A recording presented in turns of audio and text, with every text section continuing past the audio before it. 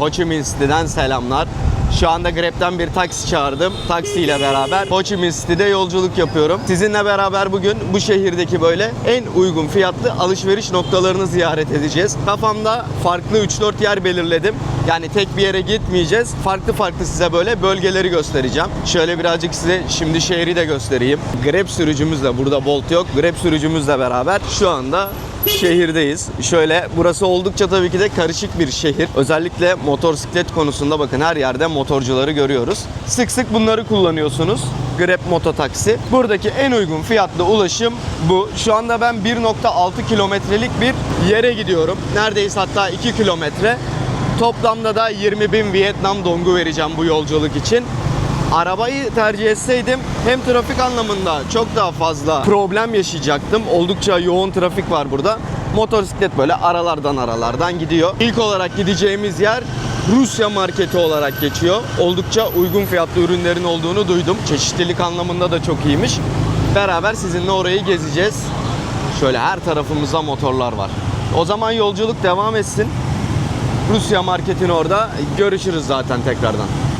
İlk noktamıza ulaştık. Rusya market. Zaten şurada da levhası var, Rusya market diye gösteriyor. Ben zaten açıklamalar kısmına bırakıyor olacağım. Burayı böyle büyük bir AVM gibi düşünebiliriz. Hatta arkadaş bana, taksici arkadaş, hangi tarafından girmek istiyorsun dedi. Dedim ki ben içeri gireceğim, gezeceğim. Hani buradan girebiliyor muyum? Girebilirsin dedi. Problem yok. Tamam dedim. Şimdi içeriye dalıyoruz dostlar. Sizinle beraber ne var ne yok full diyor. Çekmek gerekiyor. Siz benim düştüğüm hataya düşmeyin. Burada yazlık, kışlık bir sürü bakın kıyafet var. Böyle girer girmez beni bambaşka bir dünya karşıladı şu anda. Alabildiğine her şeyi bulabileceğimiz bir yer. Böyle yavaş yavaş size göstere göstere gezmek istiyorum. Mesela ilk gözümün önüne çarpan hemen şöyle Zara bir mont oldu, bakın şöyle gözüküyor. Tabii üzerlerinde fiyatları şöyle bakın 50 euroymuş. Dünyanın yine farklı markalarına burada ulaşabiliyoruz. Kot pantolonlar var, bereler, atkılar. Tabii Vietnam kışlık bir ülke değil normalde.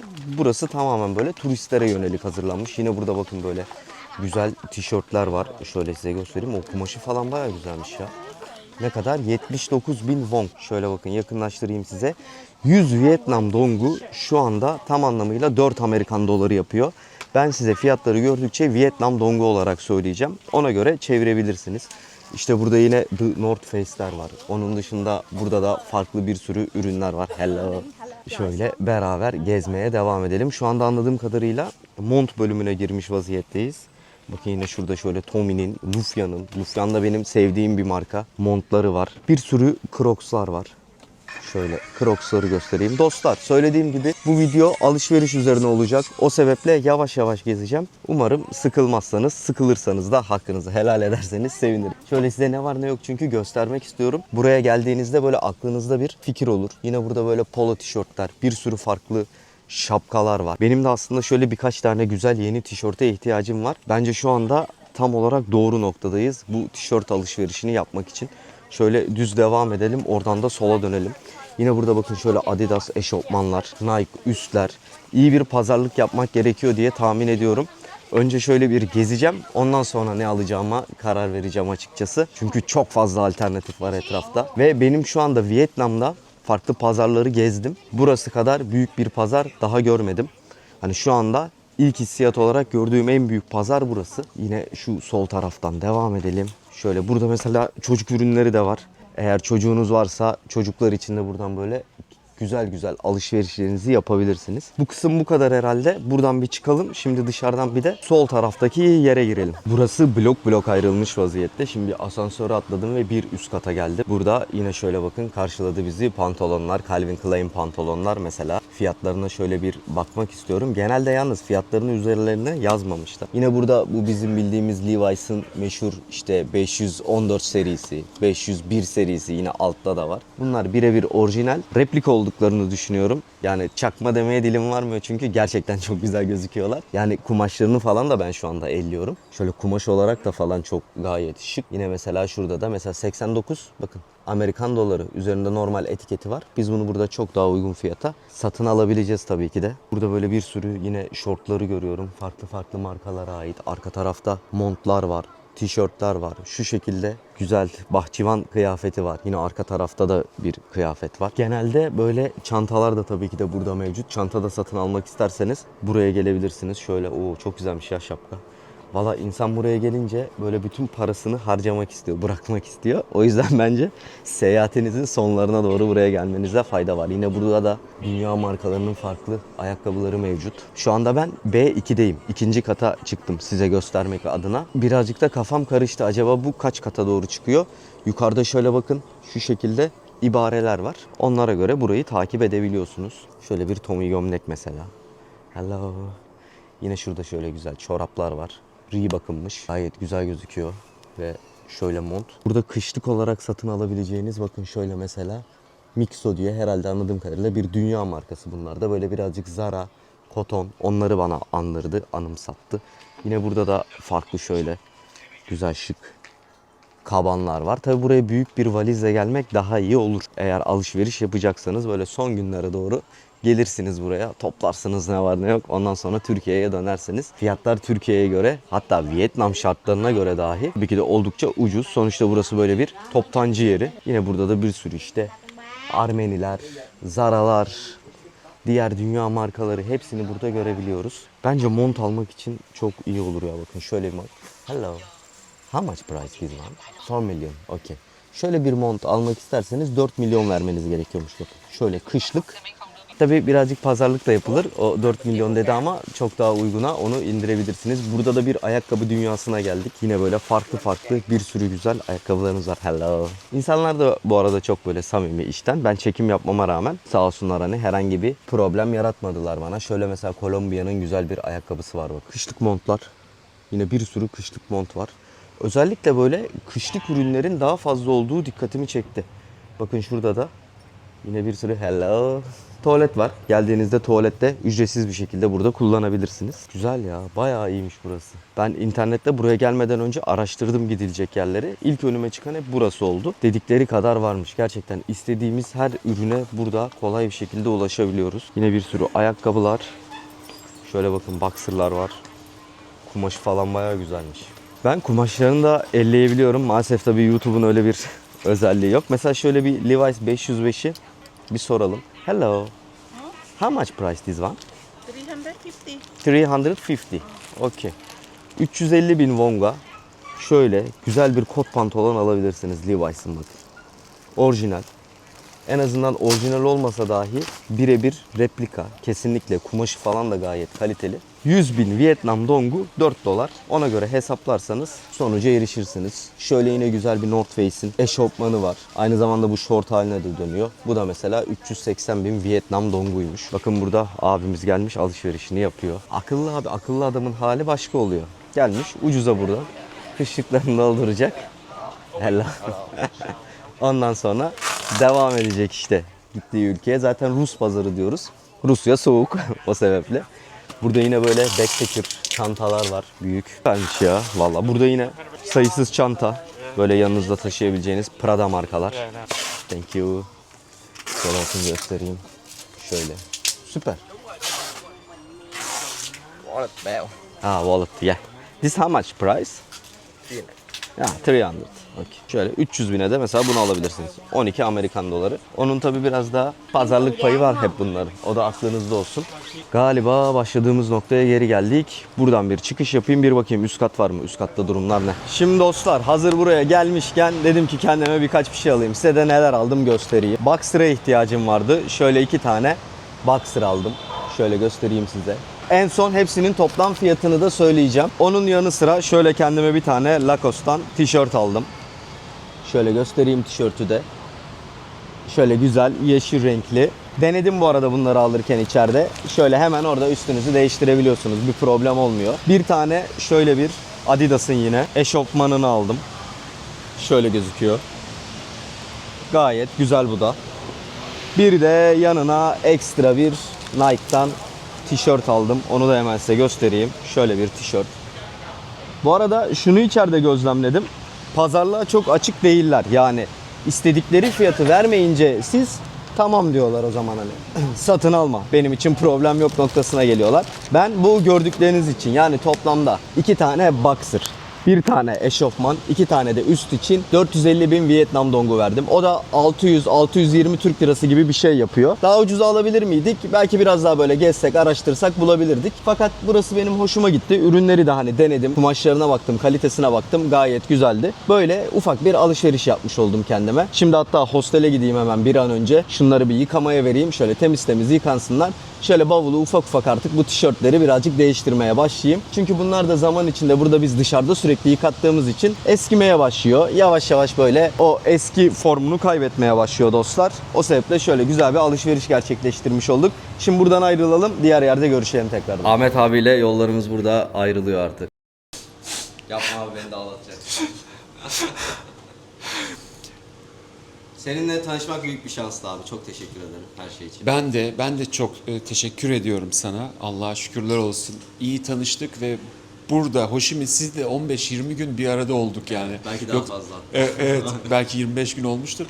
Yoksa ben burada kalmazdım yani. Ben de hep gideceğiz gidelim mi ne yapalım. Evet. Gidemedik bir türlü ama.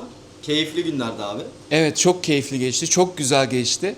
YouTube güzel oldu. Aynen öyle. Ondan sonra valla çok teşekkür ediyorum Ben de sana. teşekkür ederim. Bu arada böyle vedalaşıyoruz ama hani aslında bir 10 gün kadar şey yapacağız. Sonra Belki yine bakalım. aynı noktalarda ben buluşacağımızı tahmin ediyorum. Evet. Mutlaka denk geliriz yani Vietnam'a. Evet, şimdi ben Laos'a gidiyorum bu arada. Aynen. Ahmet abi Laos'a gidiyorum. doğru gidiyor. Oraya gitmemiştim. Her tarafı gezdim burada ama Laos'a gitmemiştim. $50 ücreti var, vize ücreti. Ama şimdi gideceğim çünkü vize run yapmam lazım. Yani Vietnam vizesini tekrardan okeyletmem lazım. Onun için oraya doğru gidiyorum. İnşallah iyi olur orası da. İnşallah abi yolun açık olsun. Ben de videolarını Sağ ol merakla kardeşim. bekliyorum. Laos benim de gitmediğim bir ülke. Evet. Merakla takip ediyorum. Yapacağım. Hemen paylaşacağım hatta o şekilde yapacağım. süpersin abi. İzleyenlerimize de sonsuz sevgiler, teşekkürler. İyi ki varsınız. O güzel yorumlarınız beni çok motive ediyor. Onu söyleyeyim. Çok teşekkür ederim. Sağ ol abi. Teşekkür ederim. Hoşça kal dostum. Hoşça kal. Vedaları sevmiyorum. Çok uzatmayacağım. Burada da arkadaşımız var. Say hello. Uzun zamandır tabii biz bu hostelde kaldığımız için böyle herkesle arkadaş olduk. Burada da çalışan arkadaşımız var. Şöyle bir hosteli de göstereyim, merak edenler oluyor. Burada konaklıyorum. Kıyafetlerimi hatta şimdi satın aldıklarımı da böyle verdim. Onlar benim için yıkatıp getiriyorlar. Günlük de hostel kısmına ben 115.000 Vietnam dongu veriyorum. O da gerçekten çok cüzi bir miktar. Şöyle hatta arka tarafları da bir göstereyim size. Tuvaletleri göster. Tamam. Tuvaletleri bir göstereyim. Burada böyle kilitli dolaplarımız var bakın. Havasız. Bu tarafta da var. Ben ekstradan şöyle kendime bir dolap aparatı aldım. İçeride kimsenin olmadığından bir emin olmak istiyorum. Evet, içeride kimse yok. Şöyle bir göstereyim. Böyle hem duş, bakın. Hem burada duş alabiliyoruz. Şurada duş yerimiz var. Burada da tuvaleti kullanabiliyoruz. Güzel, fena değil. Yine burada da farklı farklı tuvalet ve duş alanları var. Hepsinde aslında duşla tuvalet birbiriyle aynı. Yukarıda da hatta size hazır gelmişken üst katı da bir göstereyim ya. Çok çünkü soru geldi dostlar. Merak ettiniz burayı. Merak ettiğinizi biliyorum. Şurada biz böyle bir şey yaşadık burada Ahmet abiyle. Bir gün aşağıdaki arkadaş geldi dedi ki hostel kısmında yerler dolu. Üst katta otelde aynı fiyata kalır mısınız dedi. Buranın bir üst katı. Yani şu merdivenden yukarıya doğru çıktığımızda hemen üstte normal odalar da var. Odalar da galiba 700.000 Vietnam donguymuş. Fena oda değildi. 2 tane geniş çok büyük yatağı vardı. Televizyonu vardı, duşu, tuvaleti falan güzeldi. Hani oda olarak da konaklama isterseniz burayı yine tavsiye edebilirim size. Ve şöyle hostel. İşte Ahmet abiyle biz burada günlerdir kalıyoruz dostlar. Şöyle bakayım müsait mi? Müsait. Böyle böyle odalar var. Benim hemen burası. Kaldığım yatak. İşte şurada şöyle bir ufak bir çalışma masam var. Yatağım da şurası. Şöyle göstermiş olayım size de hosteli. Fiyat performans olarak gerçekten ben memnunum. Hemen şurada Wi-Fi var. Wi-Fi'yi çok iyi çekiyor. Benim yatağıma da çok yakın. O yüzden çok seviyorum burayı. Şöyle aşağı doğru inelim şimdi sizinle beraber. Videoları çat çat çat yüklüyorum hemen. Oradan izliyorsunuz yani yüklediğim videoları. Bu arada videoyu buraya kadar izlediyseniz beğenmeyi, abone olmayı unutmazsanız ayrıca sevinirim. Burada da Ayşe ablamız var. Şöyle Ayşe ablayla sizi tanıştırayım. Merhaba. Merhaba Ayşe abla, nasılsın, iyisin? İyiyim, teşekkür ederim. Sen nasılsın? Ben de iyiyim, gayet iyi. Bir alışveriş yaptım. Geri geldim, bir şeyler aldım. Sırt Yapmışsın. çantalı anne olarak aynen hem Evet. Instagram'da hem YouTube'da seyahat ediyorsun sen de. Aynen. YouTube henüz başlamadık, açtık ama bir küçük bir şey koyduk oraya. Geçmişteki 2017-19 filan gezilerimi koydum oraya ama daha başlamadım. Çok fazla başlamadım. Süper. İnşallah Ayşe abla, belki kadınların yaşı sorulmaz ama kaç yaşındasın? 60'ı geçtim. 60'ı geçti Ayşe abla. Dünyayı geziyor. Aynı bizim gibi Emekliyim. hostellerde konaklıyor. Emekli bir şekilde. evet. Dünyanın farklı kaç ülkeye bu zamana kadar gittin? 24 oluyor bununla ama böyle hani böyle 2 günlük girmiyorum yani girip çıkmıyorum. Hani ben gittiğim her ülkede en az 30 gün, 40 gün filan bazen 2 ay kalıyorum. Öyle yani hani ben 3 gün girdim o ülkeye işte çoğaltmak amaçlı değil yani o ülkenin kültürünü her türlü kültürünü öğrenebilmek için köylerini, kentlerini, işte kasabalarına gitmeye çalışıyorum. Süpersin. Bunu da Ayşe Gezmeye abla çalışıyorum. emekli maaşınla gerçekleştirmeye Evet, çalışıyorsun, emekli değil mi? maaşımla Bütçeyle. gerçekleştirmeye çalışıyorum. Yani ilk etapta böyle az bir birikim yanıma alıyorum. Belki yetmeyebilir tabii emekli maaşım. Hani böyle yedek olsun bir şey Tabii, olursa aynen. filan diye. Onun dışında emekli maaşımla tabii ki geziyorum, gezmeye çalışıyorum. Zaten Asya ülkeleri gerçekten uygun, ucuz yani. Seviyoruz da candır Asya ülkeleri. Aynen. Öyle şimdi buradan sonra Güney Amerika düşünüyorum inşallah. Aşağıdan başlayıp yukarıya doğru nasıl olacak bakalım kısmet İnşallah hayırlısı diyelim. olsun bakalım. Zaten Ayşe ile ablayla belki ilerleyen süreçte bir röportajda gerçekleştiririz. Olabilir, Daha tabii. detaylı şöyle abla Tamam. senden dinleriz. Tamam. Tamamdır, Teşekkür görüşmek ettim. dileğiyle, tamam. Ahmet abi yolun açık olsun. Hoşça kal. Buraya hüzünlü bir müzik ekliyorum. İyi bak kendine. Görüşürüz. Hemen hostelden dışarı çıkınca da Ahmet abiye de bu arada tekrardan teşekkür ederim. Ho Chi Minh City'de gerçekten uzun süre konakladıysam Ahmet abinin de bunda etkisi çok büyüktür. Sohbetimiz çok uydu. Kendisi zaten siz de videolarda izlemişsinizdir mutlaka eski videolarımda. Gerek genel kültürü, gerek görgüsü, gerek sohbeti gerçekten çok üst düzey kaliteli bir insan. Kendisini seviyorum. İlerleyen süreçte çok uzun değil. Ben eminim tekrardan denk geleceğiz. O şimdi Laos'a girip çıkıp yapacak. Çabuk gelecek zaten. 2-3 güne geri dönecek. Mutlaka farklı bir şehirde ama artık Ho Chi Minh'den ikimiz de sıkıldık. Ho Chi Minh bizi birazcık yormaya başladı. O sebeple Ho Chi Minh değil başka bir şehirde mutlaka denk geleceğiz. Son olarak size hostelimin dışını da göstereyim. Şöyle hostelin dış kısmında da oturma alanları var. Bu konakladığım tarafın en güzel yanı ne diye sorarsanız bu. Bakın adımımı attım.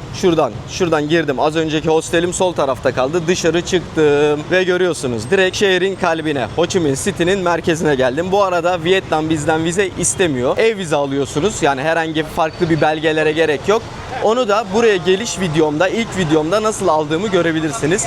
25 Amerikan doları karşılığında burada bu şekilde 3 ay boyunca kalabiliyorsunuz. O sebeple aslında şu anda vize politikası diğer işte Avrupa ülkelerine göre bence bize göre çok makul ve uygun. Sadece 25 Amerikan doları veriyoruz. Sorgusuz sualsiz 3 ay boyunca burada tam 90 gün konaklayabiliyorsunuz.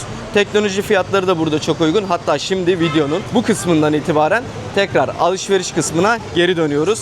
Şimdi sizi buranın Rusya marketten sonra bence en güzel ve böyle farklı çeşitli ürünleri bulabileceğiniz yere götüreceğim. Buradan şöyle bir karşıya doğru geçelim. Şehrin ana kalplerinden bir tanesi Chio Bek, Bentah pazar yeri. Şimdi burayı sizinle beraber gezeceğiz.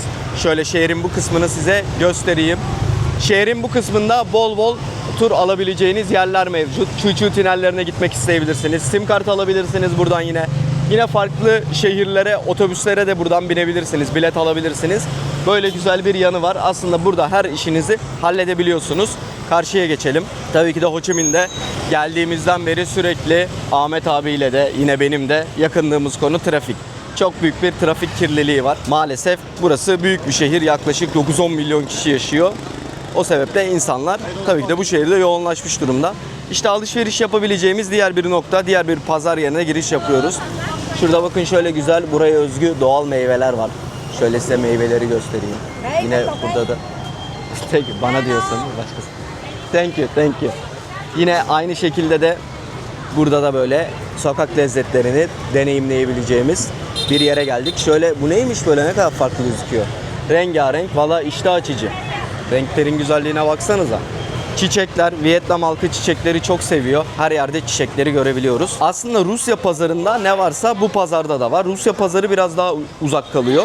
Rusya pazarında biraz daha böyle kışlık ürünlerin yoğun olduğunu gördük sizinle beraber. Burada biraz daha böyle yazlığa yönelik. Yine burada da tabii ki de pazarlık sünnettir. Pazarlık yapmanızda fayda var. Fakat Vietnam halkında ben şunu sezdim. Gerçi bu Tayland'da da öyle. Ya bazen bazı arkadaşlar böyle pazarlıkta çok insanların üstüne gidiyor. Sanki gerçekten işte fiyatının hakkı o değilmiş de çok daha ucuza alma psikolojisine giriyor. Öyle bir şey yok dostlar. Sonuçta bu insanlar da burada bir şekilde para kazanmaya çalışıyorlar ve her malın belli bir ederi var. Yani bence pazarlığı çok abartmanıza lüzum yok. Ben şahsen çok abartmıyorum, sevmiyorum da. Şöyle kuru yemişleri size göstereyim.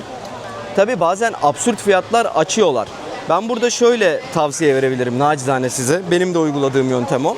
Gittim, kafamda bir fiyat belirledim. Bir tişörte dedim ki ben buna en fazla 150 bin Vietnam dongu vereceğim. O bana dedi ki mesela 500 bin. Ben ona dedim ki hayır 150 bin. Kabul etmeyince tamam diyorum, dönüyorum. Hani orada ısrarın ben çok doğru bulmuyorum. Bu birazcık size kalmış tabii ki de. Siz bilmiyorum nasıl yapıyorsunuz. Ama burada genellikle tabii ki de çok absürt fiyatlardan açtıkları zaman orta yolu bulmada bence böyle iyimser, güler yüzlü, pozitif bir şekilde yaklaşırsanız sizi üzmeyeceklerdir. Burası bence Rusya pazarından çeşitlilik olarak daha fazla. Şöyle bakın mesela hediyelik eşyaları görüyoruz. Bir sürü burada farklı hediyelik eşyalar da mevcut. Yine aynı şekilde hello. You recording this video? Yeah, I'm recording video. Okay. Bye bye. Thank you. Hemen sordu video çekiyor musun diye. Yine burada kadınlar için mesela böyle farklı bir sürü çantalar var. Yine dünya markaları Prada, Gucci. Bunların birebir replikalarını, çakmalarını ama en orijinale yakın çakmalarını bulabilirsiniz. Yani bunları alıp Türkiye'de kullanırsanız kimsenin ben çakma olduğunu düşüneceğini zannetmiyorum. Çünkü gerçekten birebir yapıyorlar. Hani böyle işte Adidas'ın bir çizgisi eksik. Ya da işte Gucci'nin şurası yamuk, işte G'si şöyle böyle gibi mevzular burada yok. Direkt birebir burada orijinalini buluyorsunuz. Zaten bu tarz işte Adidas'ın, Nike'ın da orijinal ürünleri de bu coğrafyada yapıldığı için çok alışıklar. Nasıl yapıldığını gayet iyi biliyorlar. Böyle birazcık pazarın içine doğru da geçelim. Benim şu anda ayağımda bir ayakkabı var. Timberland. Türkiye'den yıllar önce orijinal almıştım. Nerede yapıldığını geçen gün merak ettim, baktım Made in Vietnam yazıyor. Yani Vietnam'da yapılmış. Burada insanlar işte bu tarz dünya markaları da zaten kendileri burada yaptırıyorlar. O sebeple onlar da birebir orijinal kopyalarını yapıyorlar. Mesela şöyle bakın. North Face'lerin güzel eşofmanları var. Hello. This how much price? For one, it's like 350 for one. 350. Okay. Thank you very much. 250 bin Vietnam donguymuş mesela o gösterdiğim size. North Face'in hem short oluyor hem de aynı zamanda eşofman olarak da kullanabiliyoruz. Yani burada ürün çeşitliliği gerçekten çok fazla işte. Kadınlar için sütyen, erkekler için iç çamaşırı, her şeye burada ulaşabiliyoruz. Birazcık dar bu arada, birazcık sıcak. Onun da bilgisini vereyim. Hani böyle çok kalabalık zamanda gelirseniz burası birazcık sizi sıkabilecektir. Thank you very much. Şöyle bir tişörtleri göstereyim ama abimiz dedi satın alır mısın? İşte Patagonyalar, North Face'ler. Yine North Face görüyorum, pololar. This how much price? 150, okay. 150 bine şöyle mesela polodan thank you very much.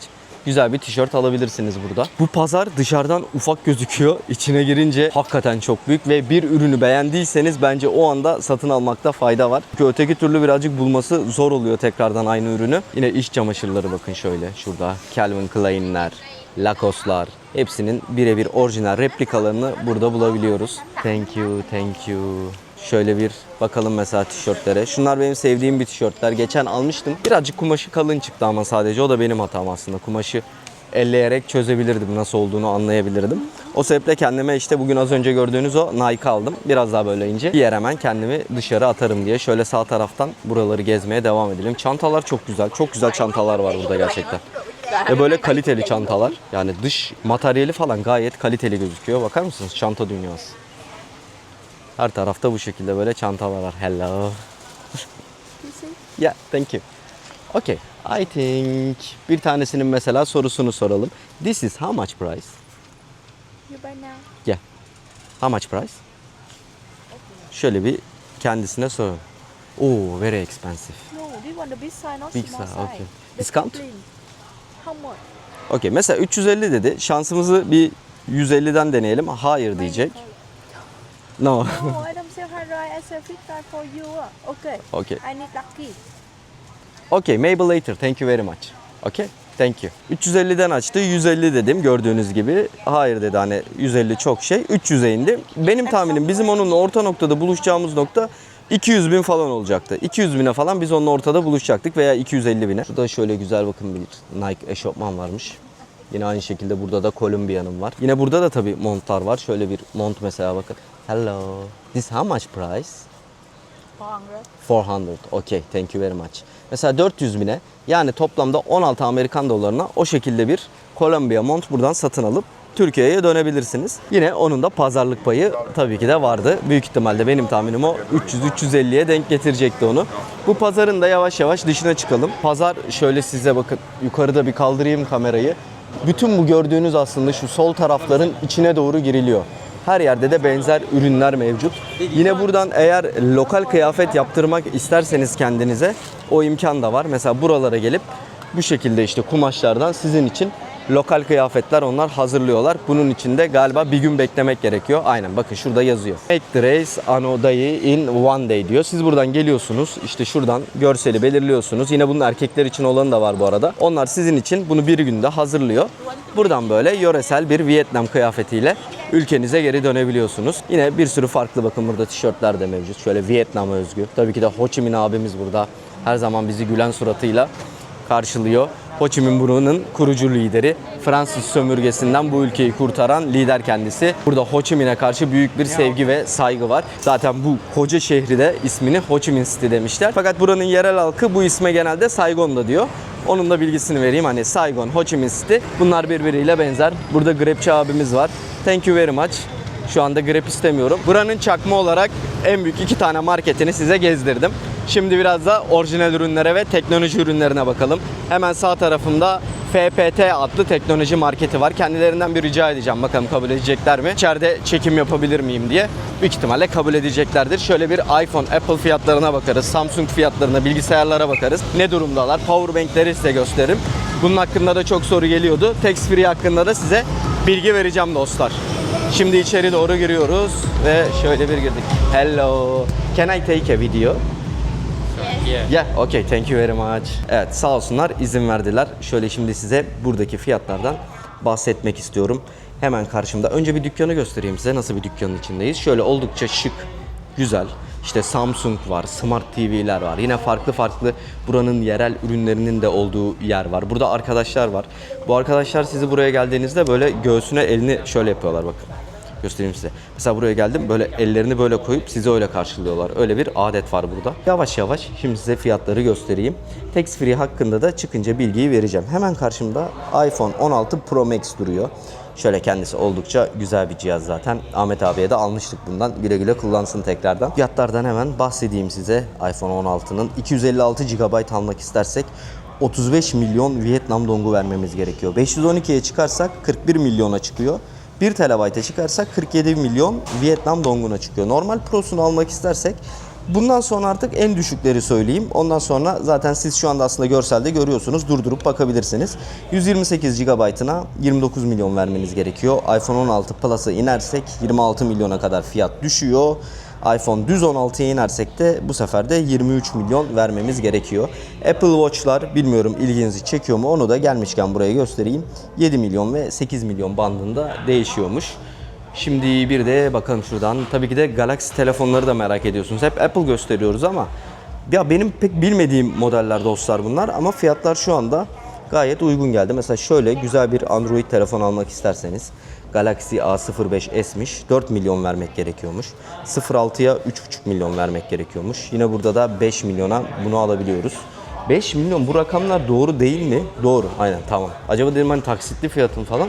Çok uygun geldi ya çünkü. Hani şöyle bir telefona 5 milyon vermek gayet güzel gözüküyor bakın. Gayet şık. Ekranı falan süpermiş valla. Fiyat performans olarak çok iyiymiş. Yine buradan bir tablet almak isteyebiliriz. 34 milyon vermemiz gerekiyormuş Vietnam dongu. Ben bunları hepsi Vietnam dongu söylüyorum. Çünkü dolara çevirmeye çalışırsam kafam çok karışacak. Videoda çok uzayacak. Hani sizi de çok sıkmak istemiyorum. Oyuncu bilgisayarı alabiliriz. Neredeyse bir iPhone fiyatına bakın şöyle. Güzel. Asus'un TUF Gaming diyor. F15 diyor. Maalesef gerçekten bilmediğim konular. Ama 30 milyona alabiliyormuşuz. Şöyle güzel bir oyun bilgisayarı. Onun dışında buraya geldiğinizde İkinci el ürünler de var. Ya bunların ikinci el olduğunu tahmin ediyorum. Daha böyle uygun fiyata.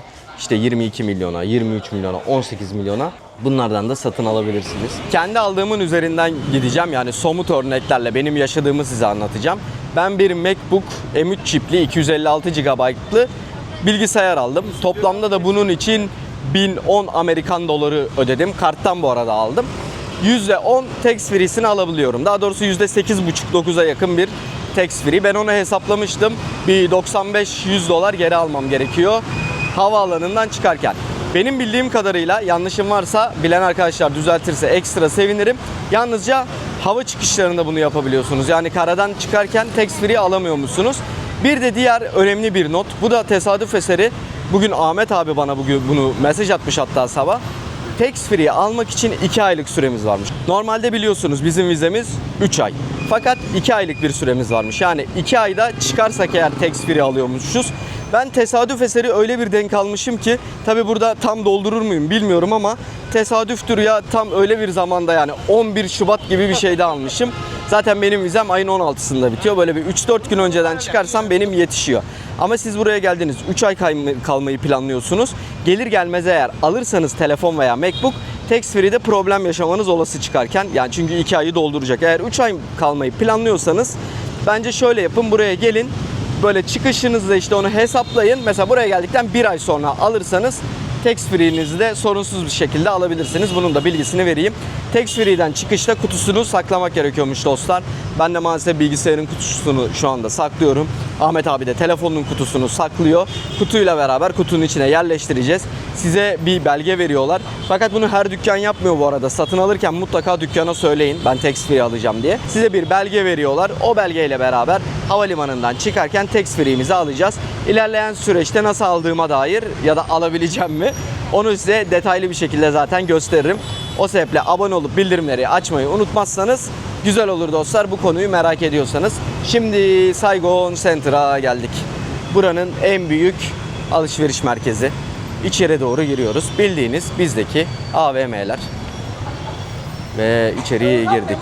Şimdi Saigon'da tabii ki de ürünler orijinal olduğu için dışarıdaki kadar ucuza bulamayacağız ürünleri ve burada da pazarlık payımız olmayacak.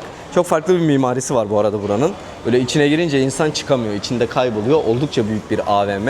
Her markanın orijinal ürünlerini burada görebiliyoruz. Şöyle burayı çok fazla uzatmayı düşünmüyorum. Çünkü orijinal ürünler dünyanın her yerinde olduğu gibi burada da tabii ki de pahalı. Ama kısaca tabii ki de fikir olması açısından size göstereceğim. Kendim de bakacağım. Belki indirim vardır, farklı bir şey vardır. Uyguna bir şeyler buluruz. Satın da alabiliriz. Neden olmasın? Yine buranın içinde farklı farklı kafeler var. En üst katında da belki hatırlarsınız Müjdat abi, Boğaç ve Müjdat abinin lise arkadaşı Bilal abiyle beraber biz burada bir açık büfe et yemeye gelmiştik. İşte o geldiğimiz AVM bu AVM'ydi. Bu AVM'nin en alt katında açık büfe, Kore, barbekü imkanı da var. Hani buraya geldiğinizde o videodan eğer orayı sevdiyseniz gelmek için bu AVM'ye gelip en alt katına inmeniz gerekiyor. Aynı zamanda bir alışveriş merkezi de var aşağıda. Şöyle alışveriş merkezi, yeme içme üzerine, işte kaşar peyniridir, yoğurdudur. Hatta Türkiye'den biz galiba Tadım markasının çerezlerini falan gördük. Ona da yer veririm şimdi birazdan. En aşağıda ineriz. Orada da yine böyle kendinize, burada atıyorum bir evde konaklıyorsunuzdur veya otelinizde yemek yapma imkanınız vardır. Onu da tercih edebilirsiniz. Oraya da zaten çıkarken size gösteririm. Bu video bir alışveriş videosu oldu. Farkındayım, sürekli alışveriş yerlerini geziyorum ama videonun konsepti bu dostlar. Bununla alakalı da çok mesaj gelmişti. Açıkçası size samimi olmam gerekirse ben de çok sevmiyorum bu tarz böyle AVM yerlerini gezeyim, size göstereyim. Ama buralara kadar gelmişken hani merak ettiğinizi de biliyorum. Beraber geziyoruz. Umarım videodan keyif alıyorsunuzdur. HSBC yani. Bir arkadaş sormuştu ya bana, bende bunun kartı var, acaba orada komisyonsuz çekiliyor mu diye. İnanın bilmiyorum ama burada VP ve TP Bank var. İkisinden komisyonsuz bir şekilde çekim gerçekleştirebiliyoruz. Türk liramızı oradan direkt banka hesabımızda Türk lirası varsa direkt oradan atıyorum, işte 5 milyon Vietnam dongu da şu anda 7200-7300 lira gibi bir şey yapıyor. Bence buraya geldiğinizde direkt böyle 5 milyon Vietnam dongunu çekerseniz güzel olacaktır sizin için. Daha rahat olacaktır. Saigon Center'a girdiniz, bir alt kata indiniz. Sizi hemen burası karşılayacak. Annam Gurme Market. Anlammış. Anam Gurme Market. Öyle bir tepki verdim ben de. Anam dedim, nerelere geldik, burada neler var. Şöyle burayı size yavaş yavaş şimdi göstereyim. Neler var neler yok. beraber burayı bir gezelim. Güzel bir AVM. Birazcık bizdeki bence Migros'la Makro arasında. Hani Makro biraz daha böyle farklı, daha alternatif ve yüksekten ürünler satar. Migros daha bizdendir. Ama mesela bir BİM, bir A101 kesinlikle değil. Bir Migros'la Makro arasında dünyanın farklı yerlerinden gelen ürünleri burada görebiliyoruz. İşte badem sütleri bakın mesela farklı farklı şam fıstığı sütü dahi varmış.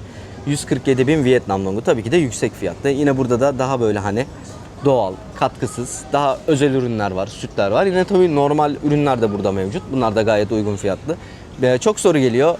Gökberk orada çay var mı kardeşim? Gökberk ben orada Türk çayı içmek istiyorum kardeşim diye.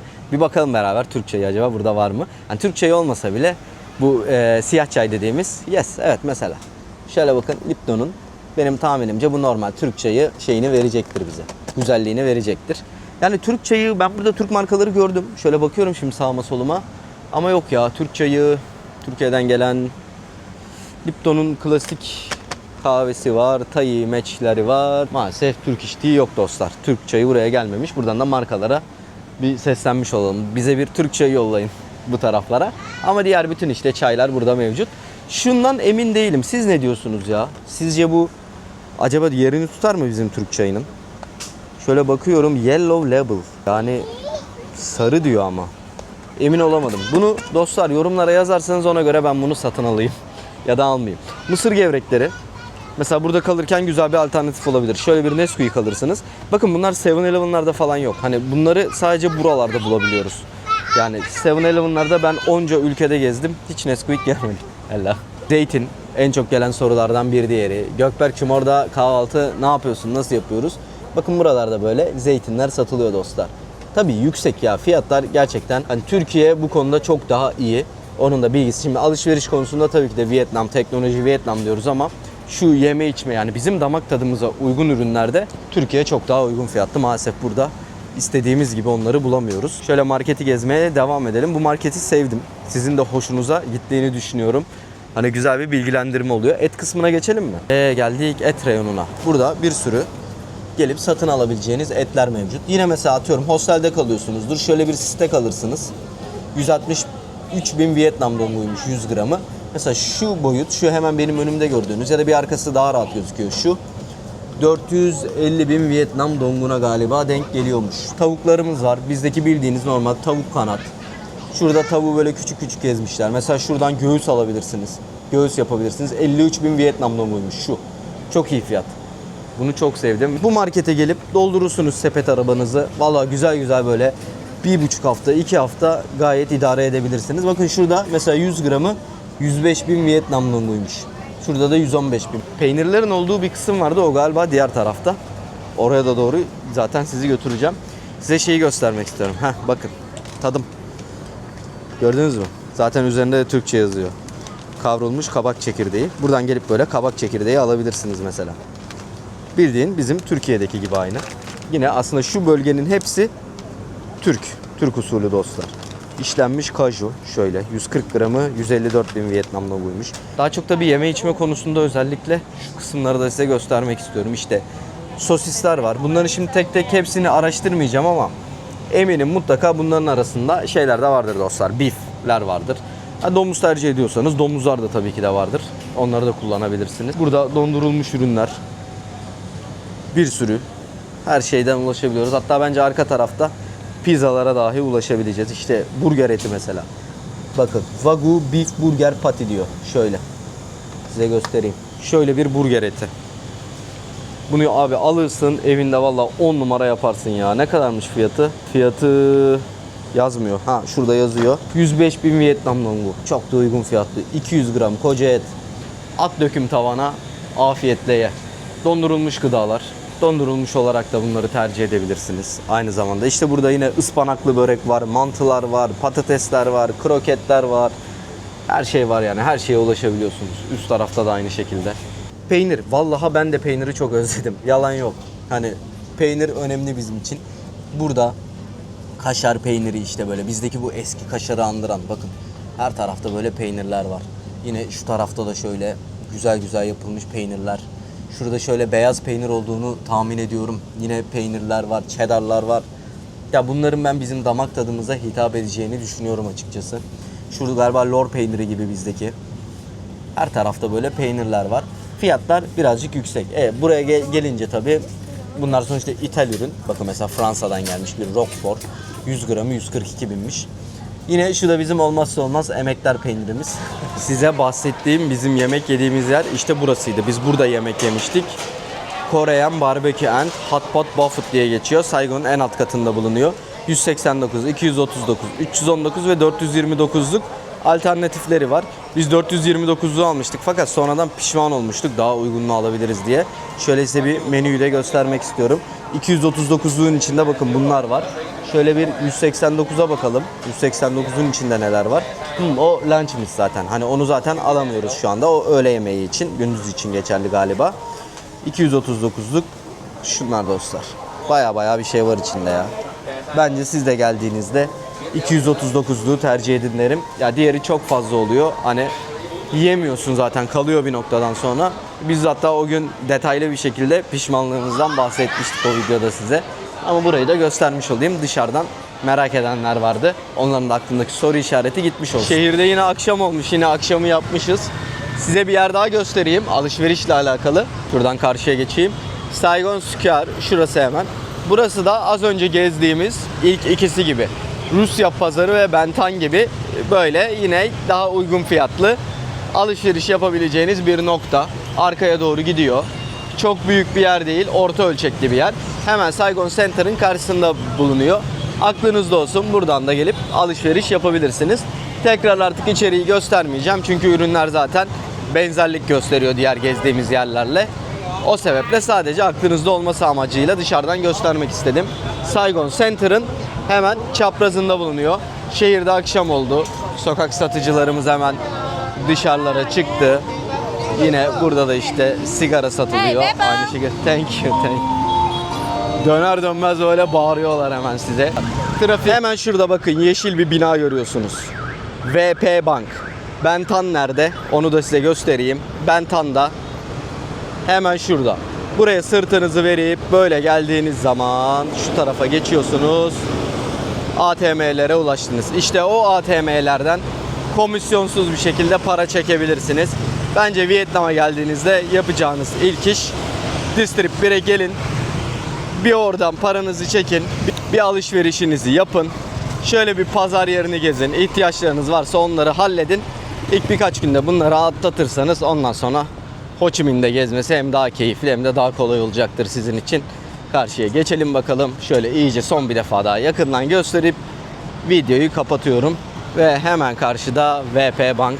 Şuradan da atalım kendimizi karşıya. Normal şu an hesabımda Türk lirası var. Ziraat Bankası kartını kullanıyorum ben. Bu başka bir banka kartı da olabilirdi. Onu takacağım. Ondan sonra paramı Vietnam dongumu çekeceğim dostlar. İzlediğiniz için tekrardan teşekkür ederim. Hoşça kalın.